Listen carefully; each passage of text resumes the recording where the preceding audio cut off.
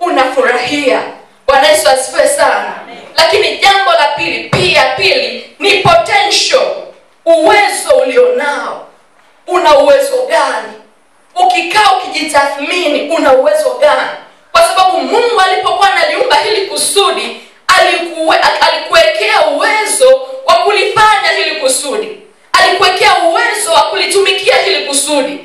Labda niwaulize wazazi ambao mna watoto. Mtoto akishazaliwa tu, kitu cha kwanza huwa anafanya nini? Achana na kulia. Ameshalia, huwa anafanya nini? Mtoto huwa anaanza kutafuta ziwa, anataka kunyonya. Nani amemwambia kunatakiwa kunyonya? Nani alimwambia? Uwezo uko ndani yake. Natural potential. Mungu ameiweka hiyo. Kuna siku labda wewe ni muogeleaji mzuri sana. Unajua sana kuogelea. Basi samaki wakataga pale, wakatotoa vifaranga. Ulishawahi kuitwa akasema wafundisha samaki kuogelea? Natural potential. Mungu ameweka huo uwezo ndani ya kusudi unalolifanya. Katika kulishi kusudi kuna huo uwezo. Hakuna mtu anamfundisha ndege kuruka, lakini si anaruka. Yaani ni kifaranga tu vile kidogo, lakini kinapambana kuruka, hakitembei. Na wao ukijifungua mtoto wako atataka kupaa. Anakukuta unaongea Kiswahili, unafikia ataongea Kisakwa. Natural potential. Kuna ule uwezo Mungu ameuweka ndani yako, utakao kusaidia kulitimiliza hilo kusudi. Kwa unapojitathmini, angalia, mimi nina kipawa gani? Mimi nina uwezo gani? Kitu gani ninaweza kukifanya kwa ubora zaidi? Unajua sikatai, unaweza kuwa una vitu vingi sana vya kufanya.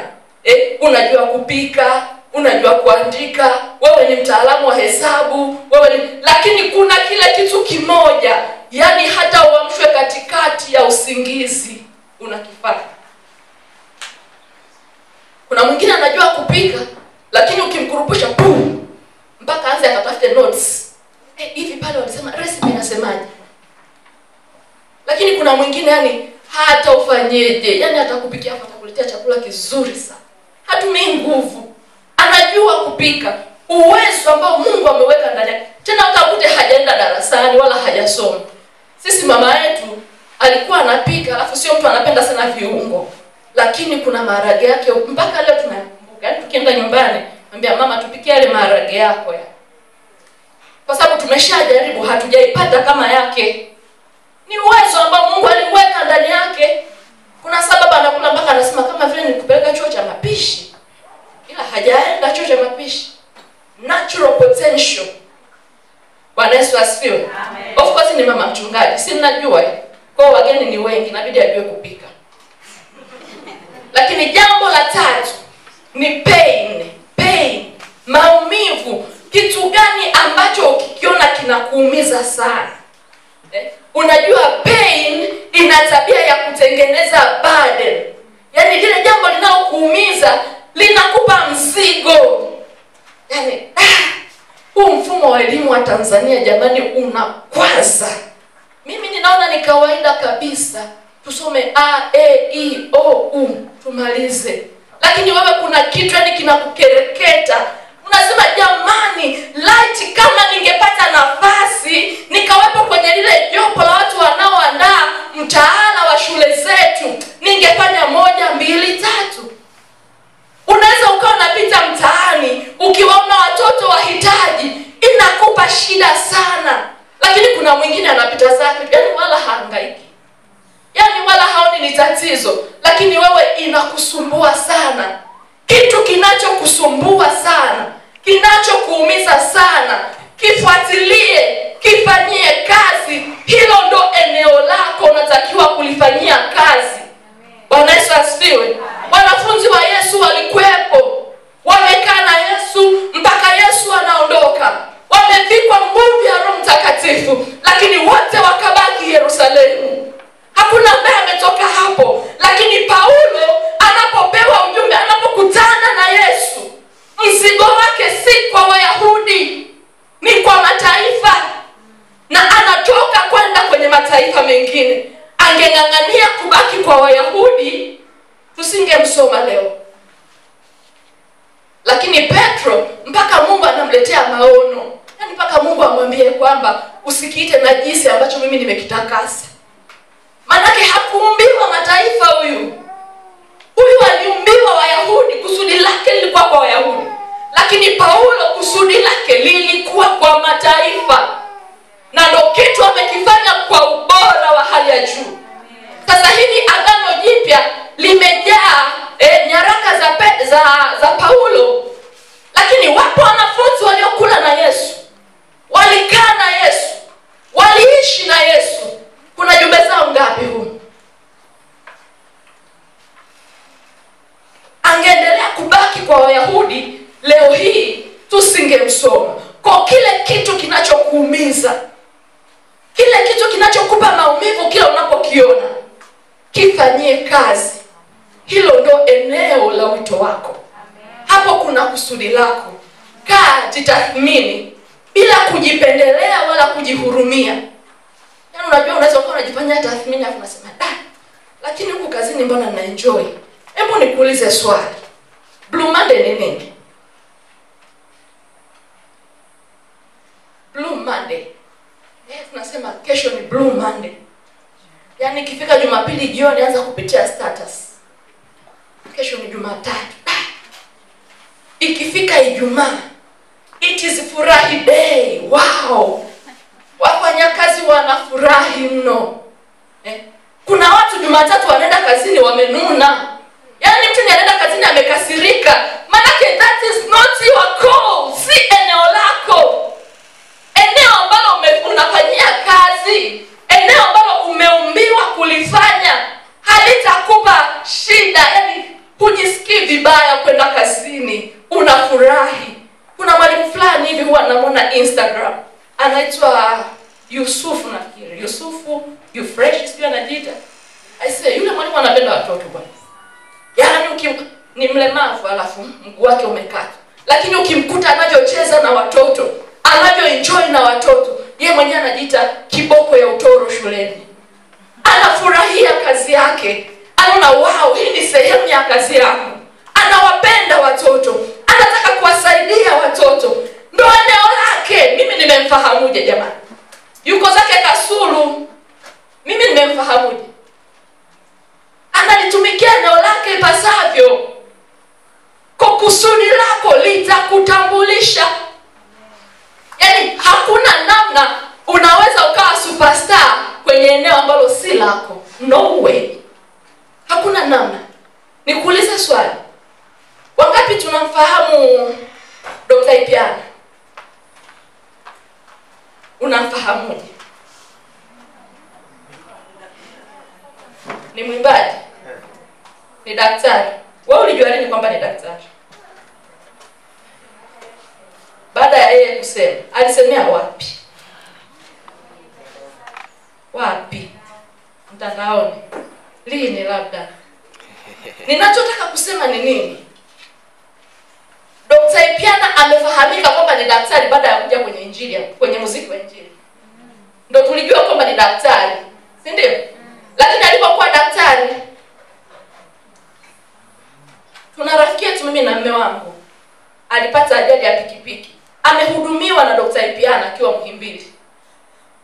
Na ni rafiki yetu. Na of course aliandika kitabu chake, kwenye kitabu chake kile akaandika kabisa anamshukuru Dr. Ipiana Kibona. Lakini who is Ipiana Kibona?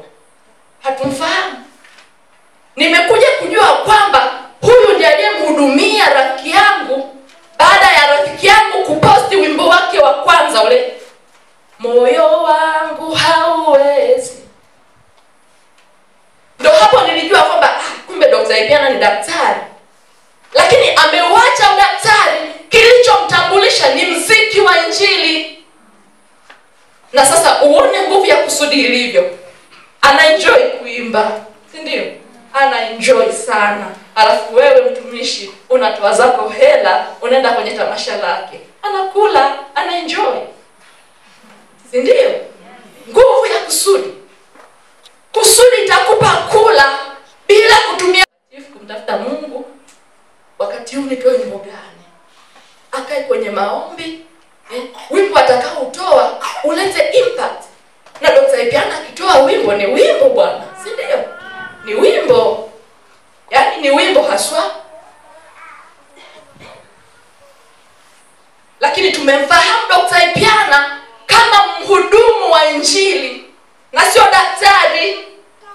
Manake eneo la wito wake ni wapi? Kwenye udaktari. Amini kwenye nyimbo za injili na si kwenye udaktari. Kwenye udaktari tulienda kwa sababu baba alitaka niwe daktari. Bwana Yesu asifiwe. Amen. Matendo 13:36. Rebecca si una mic?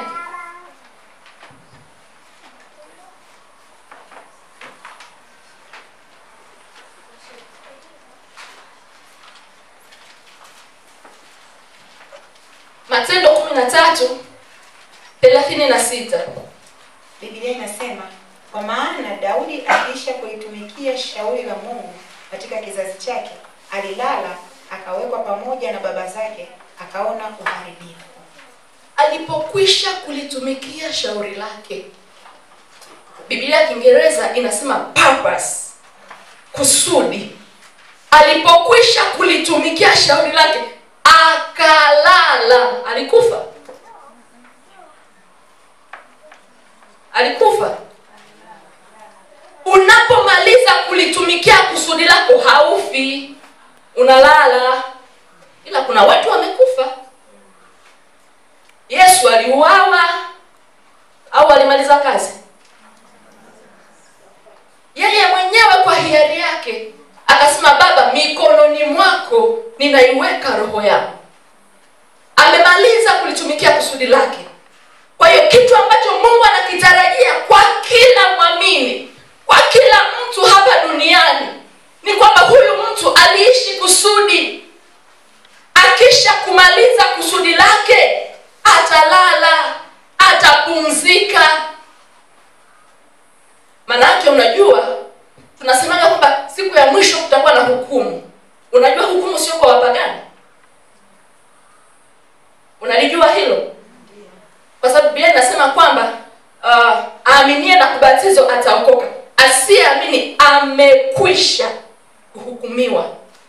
Kwa asiyeamini tayari ana hukumu yake. Lakini kuna hukumu yako wewe uliyeokoka. Nilikupa kipawa hiki na hiki. Ulitakiwa kufanya 1, 2, 3. Ulifanya nini? Ndio maana kazi ya kila mtu itapimwa kwa moto. Manake kazi yako ikiteketea, hukuliishi kusudi, ulizurura duniani. Na ndio maana hata taji zitatofautiana. Wengine watang'aa kama jua, wengine kama mwezi, mwingine unaweza hata kuwa receptionist kama watakuwepo. Paulo katika Timotheo wa 2:4-7 anasema, nimevipiga vita vilivyo vizuri, imani nimeilinda, mwendo nimeumaliza. Sasa mtu anayekufa hawezi akajua kwamba ameumaliza mwendo. Ndio wale watu nashangaa wanakata roho, anagombana na godoro. Godoro halijakukosea kitu. Hakumaliza kazi. Kuna ushuhuda fulani niliwahi kupata. Kuna mchungaji alifanya kazi sana na Mungu, alitumika sana. Sasa baadaye akaanza kuumwa. Sasa kwa sababu washirika wake wanampenda sana, ikawa kila siku wanaenda nyumbani kwake kumuombea. Wanaenda wanamuombea, wakaweka zamu kabisa. Asubuhi, mchana, jioni. Asubuhi, mchana, jioni. Kila siku wanaenda. Kila siku wanaenda. Ikabidi Mungu aingilie kati. Siku hiyo wakiwa wanaomba, Mungu akatumia kinywa cha mmoja wao. Akamwambia, mwacheni mtumishi wangu apumzike, maana amemaliza kazi. Nyie mmeng'ang'ania tu. Mungu mponye, Mungu mponye. Hapo na afatabaki duniani kufanya nini? Ashamaliza kazi. Kwa ukimaliza kulitumikia kusudi lako, ukimaliza kutumikia shauri lako, utalala. Itakuwa ni hasara kubwa sana kwa taifa lako. Hasara kubwa sana kwa kanisa. Hasara kubwa sana kwa familia yako. Hasara kubwa sana kwa jamii yako kama utakufa au utalala lako. Kwa sababu Mungu alipokuleta duniani hakukuleta kuzurula. Amekupa kazi, wewe ni jibu. Mungu alikufanya jibu. Sasa jibu hili linakufa, halafu maswali yamebaki, ni hasara. Kwa sababu nikwambie kitu kimoja, unaweza ukasema kwamba duniani tuko watu zaidi ya bilioni 3, labda tuko bilioni 5, atakuwepo tu mwingine ataifanya hii kazi. Hakuna mtu anaweza kuifanya kazi ambayo Mungu amekupa uifanye kama wewe. Ni wewe tu ndio unayeweza kufanya hiyo kazi. Nenda duniani kote, nenda Marekani, nenda Uingereza, nenda South Africa, nenda wapi, mtu pekee wa kuifanya hiyo kazi ni wewe. Haijalishi uko kijiji gani, haijalishi uko pori gani, mahali popote ulipo, lazima ujue kwamba mtu pekee wa kuifanya kazi, mtu pekee wa kulitumikia kusudi ambalo Mungu ameweka ndani yangu ni mimi mwenyewe. Amen. Bwana Yesu asifiwe sana. Amen. Kwa hiyo tulishi kusudi. Na ndio sababu Yesu anapokufa msalabani pale anasema imekwisha. Amemaliza kazi. Bwana Yesu asifiwe. Amen. Kwa nikusihi ndugu yangu, acha alama duniani. Kwa sababu ukitumikia kusudi lako utaacha alama duniani. Unajua ndio maana sasa siku hizi kuna zile ibada za wafu. Mnaandika kwenda makaburini kupalilia kaburi. Hamna alama, tuliacha. Kwa alama pekee ni kaburi. Lakini unapoiacha alama, kwani kuna mtu leo hii anahangaika labda Dr. Miles alizikwa wapi? Kuna mtu anahangaika kujua? Ila mnatafuta vitabu vyake. Ila ni marehemu, mnasoma vitabu vya marehemu. Aliacha alama. Ishi uache alama. Amen. Bwana Yesu asifiwe. Awepo yule mtu mmoja aseme wow, amekufa lakini alifanya kitu hiki na hiki na hiki na hiki. Bwana Yesu asifiwe. Sio unakufa ndugu yangu, sikio tunaanza kuwaza. Anadaiwa NMB, anadaiwa wapi? Watoto wake hawajamaliza shule, alikuwa anadaiwa ada, sijui nini na nini. My dear friend, unatuachia mzigo. Pumzika, usife. Bwana Yesu asifiwe. Usife na hiyo potential yako. Hata kama unaonyesha bidii hapo mahali ulipo, lakini uko nje ya kusudi lako, haina maana. Bwana Yesu asifiwe sana. Sasa baada ya huu utangulizi, tuangalie mambo muhimu kama 4 hivi kuhusu kusudi. Mambo muhimu kuhusu kusudi.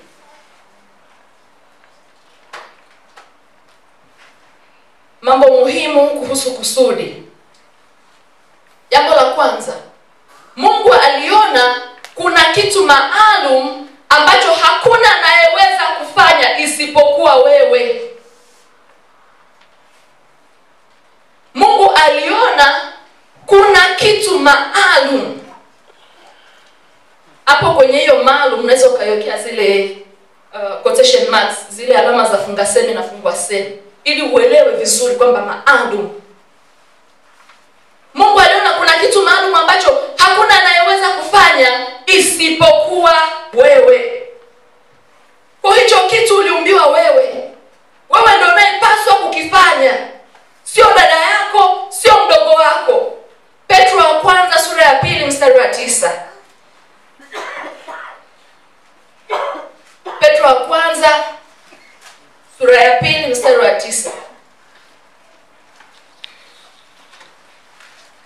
Nitasoma. Biblia inasema, bali ninyi ni mzao mteule, ukuhani wa kifalme, taifa takatifu, watu wa milki ya Mungu, mpate kuzitangaza fadhili zake yeye aliyewaita mtoke gizani mkaingie katika nuru yake ya ajabu. Labda Rebecca umekosea kusoma labda. Itakuwa inasema labda ninyi mtakuwa uzao mteule. Na nyinyi mna Biblia jamani watumishi. Tuhojiana. Labda Rebecca atakuwa amekosea kusoma.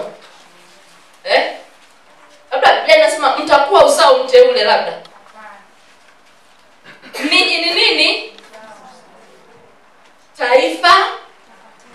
Biblia ya Kiingereza inasema, inatumia neno moja, chosen generation. Wow. Manake Mungu amekuchagua wewe ni kitu cha thamani kwake, halafu akakupa kitu maalum cha kukifanya duniani. Jana nilisema kwamba Mungu angeweza tu kuvifanya hivyo vitu vyote kwa namna nyingine yoyote.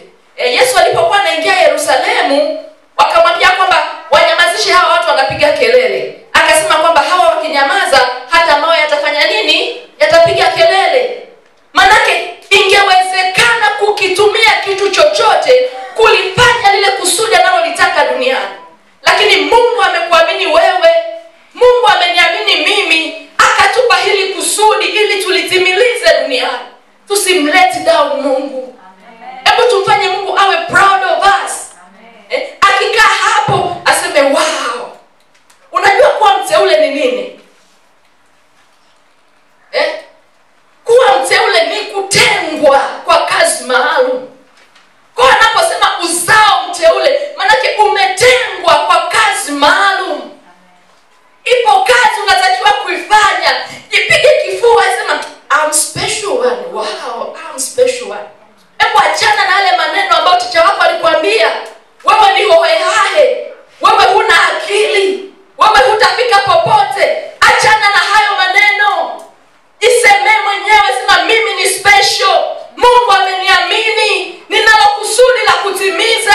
Ninao uwezo wa kufanya haya mambo yote. Ninayaweza mambo yote katika yeye anitiaye nguvu. Achana na maneno ulioambiwa. Watu wasikudhoofishe. Unajua shetani anakijua kilicho ndani yako. Ni kama ilivyokuwa kwa Askewa. Wale watoto wa Askewa wale wanakemea pepo kwa jina la Yesu wa Paulo anayemhubiri, si ndio? Wakaambiwaje? Paulo tunamjua, Yesu tunamjua, ninyi ni akina nani? Maana watu maalumu wanatambulika hata katika ulimwengu wa roho. Shetani anakijua kilicho ndani yako. Kama mapito yako ni magumu, ni kwa sababu shetani hataki hicho kitu kitoke. Kwa nini anakwenda kumjaribu Yesu? Anamwambia nisujudie. Kwa nini? Anajua kile kilicho ndani yake ni anguko langu. Hakuna kusudi Mungu ameliweka ndani ya mtu ambalo litaunufaisha ulimwengu au litamnufaisha Mungu wa dunia hii. Kusudi lolote ulilolipewa ni katika kujenga ufalme wa Mungu. Kitu ambacho shetani hataki. Kwa atakupiga vita. Kuna wakati ndugu zako atakwambia maneno magumu. Kuna wakati utatengwa na watu. Yaani usitegemee kwamba kwa sababu sasa ninalijua kusudi langu, maisha yataenda tu yatakuwa smooth, yani kila kitu kitanyoka. No, thank you. Ipo vita ya kupigana. Kwa sababu adui hataki hicho kilicho ndani yako kufanya nini? Kijulikane. Na ndio pale Mungu katika Hosea anasema, Hosea 4:6, watu wangu wanaangamizwa kwa kukosa maarifa. Hivi nafikiri shetani saa nyingine anahangaika na kitu gani? Kwa nini kanisani unalala? Kwa nini kanisani unalala?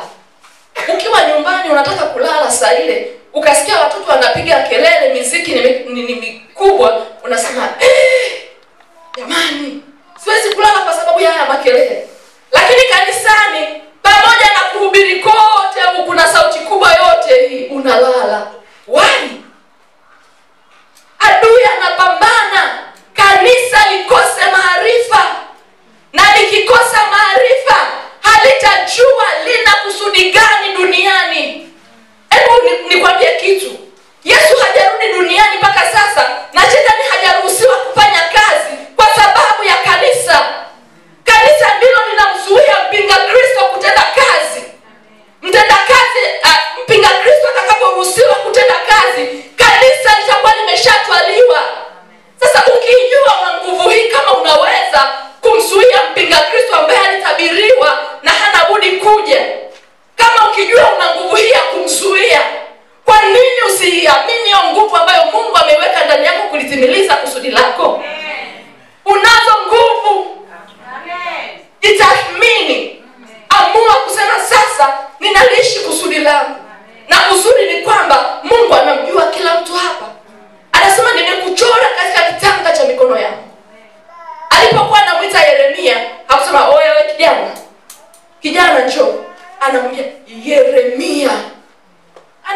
jina lake.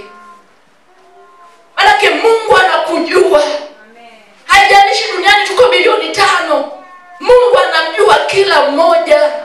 Analijua jina lako. Bwana Yesu asifiwe sana. Na kama ambavyo alimwambia Yeremia kwamba kabla sijakuumba nalikujua, ndivyo ilivyo kwako pia. Kabla hujaumbwa ulijulikana. Lilianza kusudi kisha ukaumbwa wewe. Bwana Yesu asifiwe sana. Jambo la pili unalopaswa kulijua, Mungu ameweka uwezo ndani yako wa kufanya kile unachotakiwa kukifanya. Mungu ameweka uwezo, potential ndani yako wa kufanya kile unachotakiwa kufanya. Kulifanya hii sentence yote ndefu, kuifanya fupi. Unaweza ukasema kwamba kesho yako iko ndani yako. Kesho yako haiko nje yako. Yaani wewe ndio una uwezo wa kuamua kesho yangu iweje, future yangu iweje. Wewe una uwezo wa kuamua. Yaani Mungu amekupa kila kitu ndani yako kufanya hilo jambo. Na nikwambie tu kitu kimoja, hivyo unavyovitaka vya nje hivyo havitakuja mpaka umekitumikia kile cha ndani. Yaani wewe kama unatamani kuwa bilionea, hautakuwa bilionea mpaka umemexpose yule mtu wako wa ndani. Kwa sababu huyo ndiye atakayekupa ubilionea. Nimewapa huu mfano wa nani? Waipiana. Yakini angeendelea tu kupokea zake mshahara huko, ni daktari anapokea zake tu mshahara. Lakini saa hizi anafanya kitu ambacho kinamuingizia huenda zaidi ya mshahara aliyokuwa anaupokea. Kwa sababu ameamua kumtumia yule mtu wa ndani. Kile kitu kilicho ndani akakijengea hicho, akakifanyaje? Akakitoa nje, na kisha vitu vya nje vinamfuata. Mwanzo sura 26 mstari wa 12 mpaka wa 22.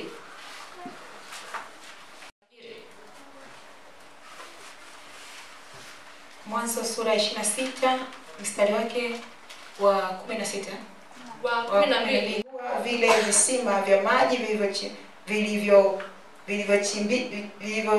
vilivyochimba siku ya Ibrahimu babaye, maana wale Wafilisti walikuwa wamevifukia baada ya kufa kwake Ibrahimu, naye akaviita majina kufuata majina alivyoviita babaye. Watumwa wa Isaka wakachimba katika lile bonde, wakapata kisima cha maji yanayobubujika. Wachungaji wa Gerari wakagombana na wachungaji wa Isaka wakisema, maji haya ni yetu. Ndipo akakiita jina la kile kisima Eseki, kwa sababu waligombana naye. Wakachimba kisima kingine, wakagombania na hicho tena, akakiita jina lake Sitna. Akaondoka huko akachimba kisima kingine, wala hicho hawakukigombania, akakiita jina lake Rehobothi. Akasema, kwa kuwa sasa Bwana ametufanyia nafasi, nasi tutazidi katika nchi. Alikuwa katika nchi ya ugeni, akafanikiwa sana. Mpaka mfalme anakuona wewe ni great, wewe ni mtu hatari sana. Anaamua kumfukuza Isaka. Isaka, ondoka bwana, maana wewe umekuwa mtu mkuu kuliko sisi. Anafukuzwa Isaka. Anaondoka hapo, amefanikiwa sana. Sasa Abimeleki na Wafilisti wakadhani kwamba kinachompa jeuri Isaka ni vile visima. Maana sasa Isaka anarudi kuvichimba vile visima vya baba yake, wanavifukia. Kwa nini wanavifukia? Wanahisi kwamba wanavigombania. Kwa nini wanavigombania? Wanahisi kwamba utajiri wa Isaka upo katika nini? Katika visima. Na hiyo nchi ilikuwa na ukame wa maji.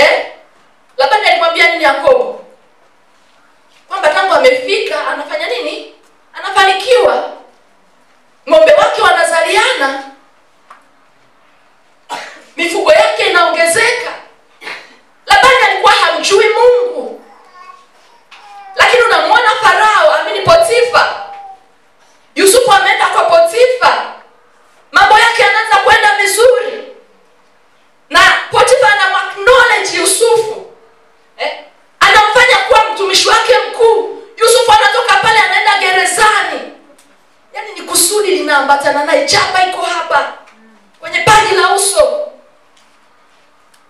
Anaenda gerezani, bado anafanywa kuwa mkuu, kwa sababu kusudi la Yusufu ilikuwa ni uongozi. Kwa mazingira yoyote alipo atakuwa kiongozi tu, iwe ni mazingira ya chini au mazingira gani, atakuwa kiongozi. Anaandaliwa kuongoza. Kwa kusudi lake likaambatana naye kila mahali alipoenda. Kile kitu cha ndani ndicho kitakachowavuta watu kwako. Amen. Kitumie hicho kitu cha ndani. Bwana Yesu asifiwe sana. Amen. Lakini jambo la tatu, mafanikio yako yamefichwa kwenye kulitumikia kusudi lako kwa uaminifu. Naomba sasa tunapoendelea, kwa sababu ya muda nitakuwa sisomi vitabu, nitakuwa nakuelezea. Mafanikio yako yamefichwa kwenye kulitumikia kusudi lako kwa uaminifu. Samueli wa kwanza 16. Ukasome tu ile sura yote. Mafanikio yako yamefichwa kwenye kulitumikia kusudi lako kwa uaminifu. Baada ya Mungu kumkataa Sauli asiwe mfalme juu ya taifa la Israeli, Mungu anampa kazi Samueli. Anamwambia nenda kwenye familia ya Yese. Huko nimejipatia mtu anayeupendeza moyo wangu. Samueli anabeba mafuta kwenye pembe, anaenda. Akamwambia Yese, niletee watoto wako wote hapa. Yese anawaleta watoto wake. Lakini Daudi yupo? Hayupo. Yuko zake huko anachunga zake kondoo. Hana habari. Wale watoto wakatakaswa. Anaanza kupita mmoja baada ya mwingine mbele ya Samueli. Akapita Eliabu. Biblia inasema Samueli yeye mwenyewe ni Samueli. Akasema wow, huyu anaweza akawa ni yeye. Lakini Mungu anamwambia mimi sitazami kama wanadamu wanavyotazama. Wakapita watoto wake wote. Hakuna hata mmoja ambaye amekubaliwa na Mungu. Samueli anamuuliza Yese, ndo hawa tu? Ndipo anapokumbukwa nani? Daudi anakumbukwa, anapakwa mafuta. Biblia inasema alivyopakwa mafuta, Roho wa Bwana akamjilia juu yake kwa nguvu. Na tangu hapo maisha ya Daudi yakabadilika. Sio yule mchunga kondoo tena. Sio yule aliyekuwa anashinda na mifugo tena.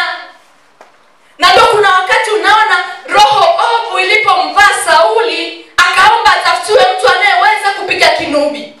Labda katika kusoma kwako kuna mahali tumeona Daudi alikuwa anapiga kinubi. Yamkini huko kwa machungani, mafichoni alikuwa anapiga zake tu kinubi. Sasa haijalishi ni watu wanakiona unachokifanya au hawakioni. Kuna siku wata acknowledge, watakutafuta. Amen. Sauli anapoomba mtu akupigiwa kinubi, anaelekezwa kwa Daudi. Lakini huyu Daudi hakuna mali alikuwa anapiga kinubi, hatuoni. Yamkini alikuwa anakipiga akiwa huko machungani. Lakini huko machungani, kusudi lina nguvu ya kumtoa na kumleta katika nyumba ya mfalme. Kusudi lako litakutoa huko ulipo. Nikwambie tu rafiki yangu, kuna maeneo huwezi kwenda kama hutaliishi kusudi lako. Kuna watu hutakutana nao kama hutaliishi kusudi lako. Unatamani kwenda Marekani, unatamani kwenda Uingereza, unatamani sijui kufanya jambo gani. Natamani siku moja ni shake hands na Madam President. Kama hautalitumikia kusudi lako, hautafika huko. Kwa sababu kusudi lako ni stepping stone, inakutengenezea ngazi. Amen. Daudi baada ya kutoka hapo, ndio unaona baadaye anampiga nani? Goliati. Wale wanawake wanaimba, Sauli ameua maelfu, Daudi ameua makumi elfu. Anaanza kuwa maarufu. Kuna mahali amejibrand. Kilichomtoa kule ni nini? Ni kusudi. Na jinsi kusudi lilivyo na nguvu. Kusudi lilimtoa Musa kwenye nyumba ya kifalme. Si alikuwa anaishi kwa Farao?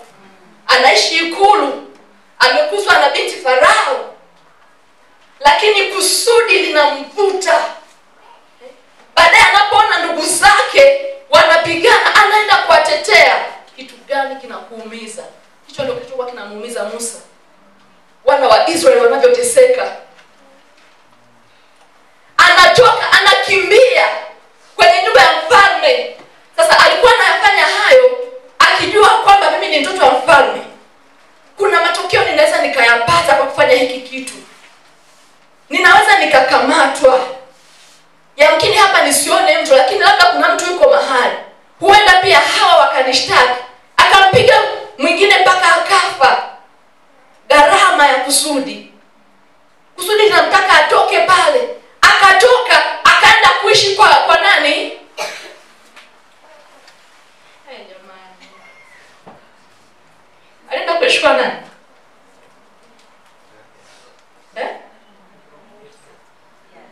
Kwa Yesu.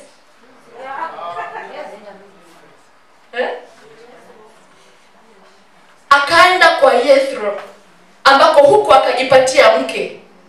Musa ameoa, amezaa watoto kwa baba mkwe. Na anaishi nao hapo, yani hana shida kabisa, naona ni kawaida tu kwa baba mkwe. Kusudi limemvuta kutoka ikulu, kaja kuchunga mbuzi kwa baba mkwe. Kusudi litakutoa kwenye vitu vya juu, utakuja kuanzia huku chini. Kinachotokea ni nini? Kuna mtu mwingine ambaye aliongea na Mungu akamuona hivi jamani kama Musa. Mungu amejitambulisha kwa Musa kwa namna ya ajabu sana, mpaka anamfunulia siri za tangu anaumba ulimwengu. Ila angebaki ikulu akasema hapa ikulu ni pazuri, tusingemjua. Lakini jambo jingine, hiyo ya Musa utasoma Ibrania 11 mstari wa 24 mpaka 25.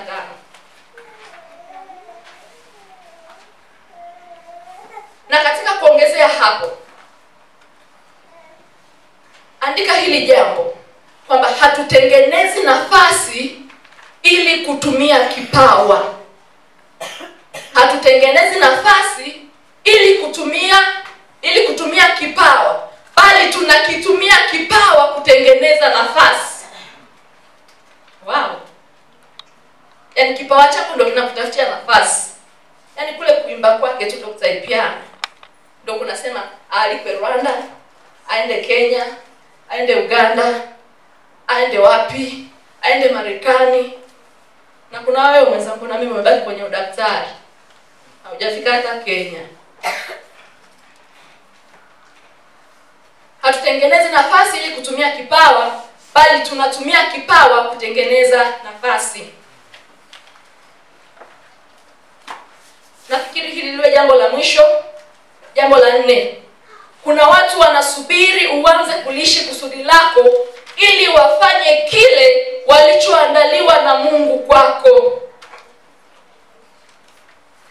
Kuna watu wanasubiri uanze kuliishi kusudi lako ili wafanye kile walichoandaliwa na Mungu kwako. Kuna watu huwa tunasema, naomba Mungu anitokezee destiny helper. Naomba Mungu anipe destiny helper. Naomba Mungu aniinulie watu. Naomba Mungu anipe watu wa kunisaidia hili jambo. My dear friend, na wao wamekaa mahali fulani wanasubiri. Huyu ngoja aanze kwanza kufanya hiki kitu. Yaani na wao hawaanzi kukusaidia mpaka wewe umechukua hatua ya kulishi kusudi lako. Kwa sababu katika uhalisia na ukweli wote, Mungu amewaweka watu watakao kusaidia kulitimiliza kusudi lako. Mungu amewaandaa. Nilisema jana kwamba kila kitu unachokitaka kipo kwenye kusudi lako, yaani ni package. Kusudi ni full package. Kwa watu wanaopaswa kukusaidia wapo katika kusudi lako. Unapoanza kuliishi lile kusudi lako, ndipo hao watu watainuka, ndipo utakapowaona, kwa sababu na wao wamepewa kazi na Mungu ya kukusaidia, na wanajua ndani yao kwamba sisi tuna kazi ya kumsaidia mtu fulani. Wanajua, lakini wanakusubiri uanze. Anza kulishi kusudi lako. Anza kuimba kama wewe ni mwimbaji, uone kama hujapata watu wa kukushika mkono. Anza kufanya hilo kusudi lako.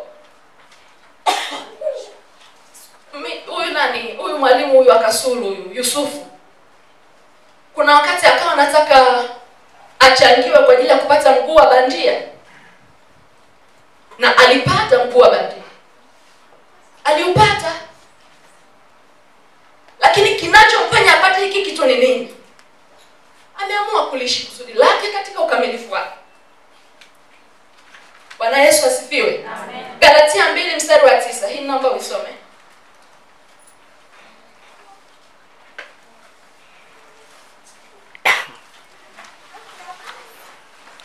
Galatia 2:9.